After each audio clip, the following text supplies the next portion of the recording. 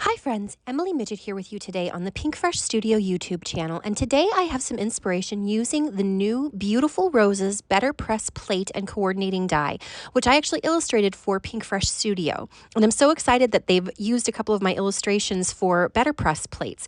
I love the versatility of the letterpress plates because you can use them for their intended purpose, which is letterpress, or you can use them, as I've shown you here, as hot foiling plates.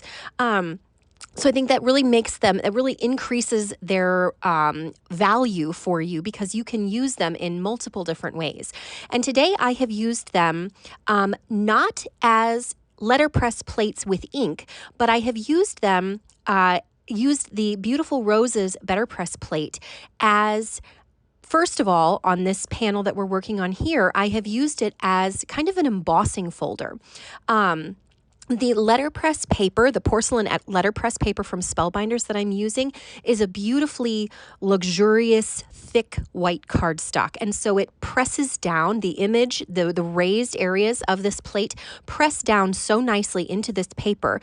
And it creates this lovely texture. And so I have used the very handy grid marking on the magnetic sheet on the letterpress machine to use my to know where to guide my letterpress plate on my cardstock. So you can see I have my porcelain letterpress paper taped to the top of my platen.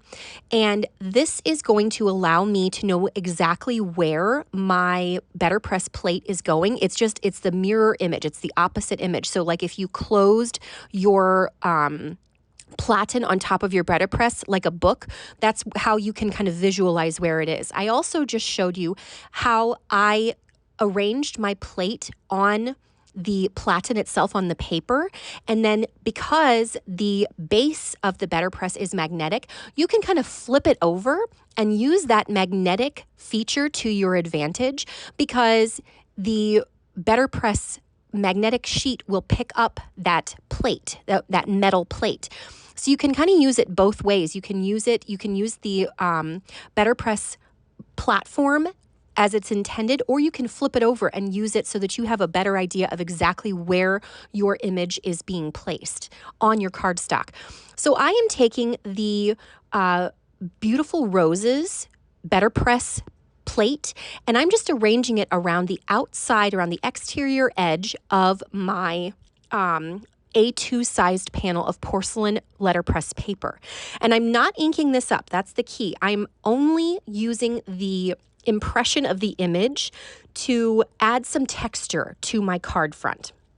And so now to kind of enhance that texture, I am using Cherry Blossom, Begonia, and Mulberry Blush inks. I am using blending brushes to blend those around the edge.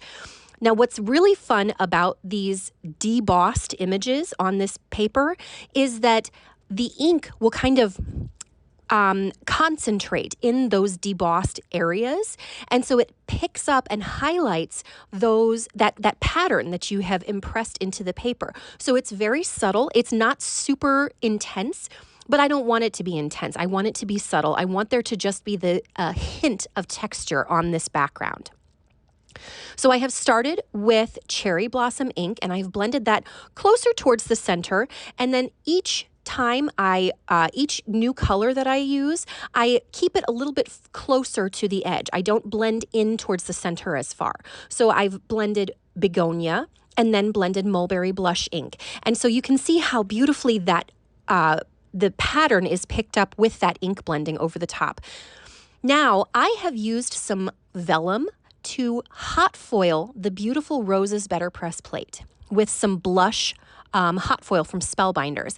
And I think this is just such a delicate, ethereal look when you hot foil onto vellum. I think that's just such a lovely way that you can really make a unique look for your card fronts. So I have also used the Favorite Things sentiments. These are technically letterpress plates, but I have used them as hot foil plates.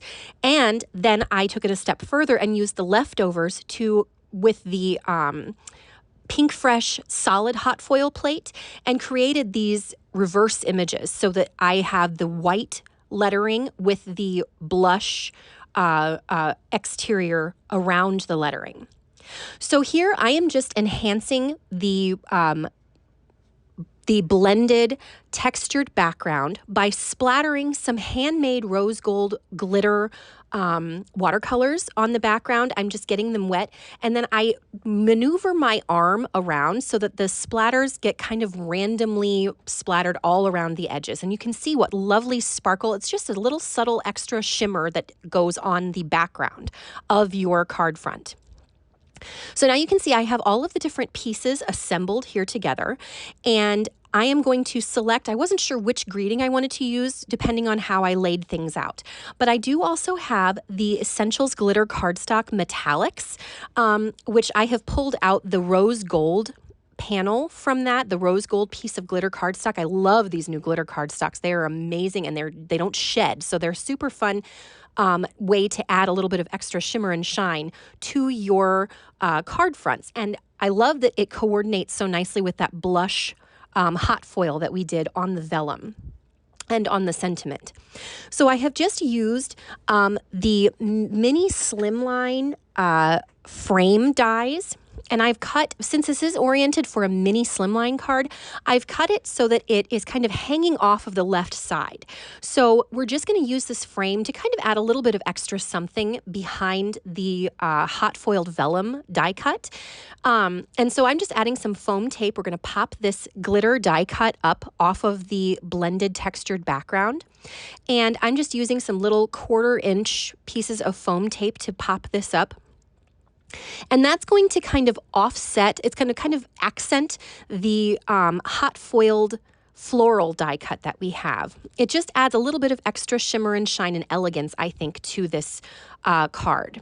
So now, because the vellum is see-through, I'm going to have to do a little bit of tricky footwork here to make sure that my vellum does not look messy from the adhesive. So what I'm doing, I'm going to adhere my sentiment directly to the front of my hot foiled piece using liquid adhesive, and then I'm going to hide my foam tape behind those solid die cuts, behind that solid sentiment die cut.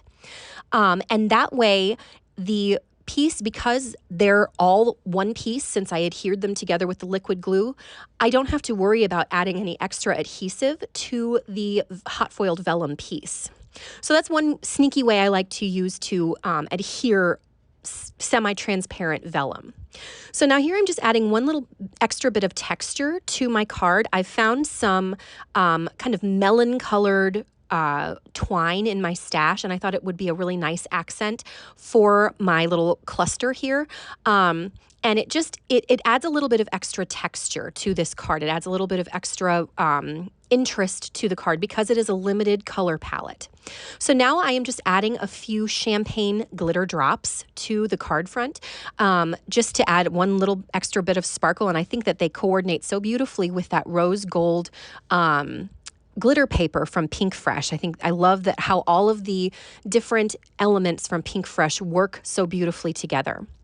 So there you have the finished card. It really did not take me a ton of time. It was less than an hour putting all of this together.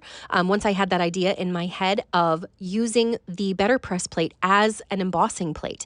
I think that is just such a neat way to add in one more extra bit of versatility to these letterpress plates.